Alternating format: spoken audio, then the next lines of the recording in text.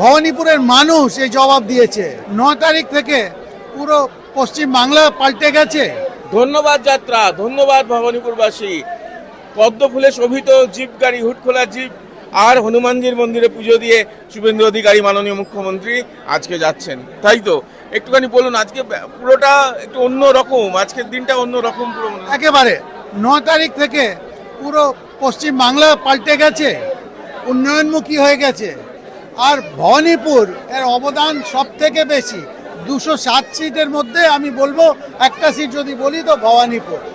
এইখানে কেন এটা একটা খুব গুরুত্বপূর্ণ কন্টেস্ট ছিল, যেখানে আমাদের তখন নেতা প্রতিপক্ষ, তখন পুরনো মুখ্যমন্ত্রীকে হারিয়ে এখন উনি হয়েছেন মুখ্যমন্ত্রী। আর এই জন্য আজকে পুরো ভবানীপুরকে উনি ধন্যবাদ জানাচ্ছেন। আর একটা কথা যেটা আজকে বলতেই হবে, এই ভবানীপুরে কিন্তু অনেক রকম ভাবে অপমান করার চেষ্টা হয়েছে, শুভেন্দু অধিকারীকে অপমান করার চেষ্টা হয়েছে। সেদিক থেকে দেখতে গেলেও কিন্তু আজকে কোথাও একটা মুক্তর জবাব, যেটা সেটা তো বটেই। ভবানীপুরের মানুষ এই জবাব দিয়েছে।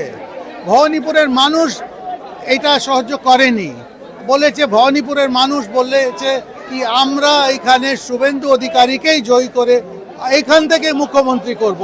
এখন ভবানীপুর থেকে মুখ্যমন্ত্রী। অনেক ধন্যবাদ কথা বলার জন্য। জিন্দাবাদ।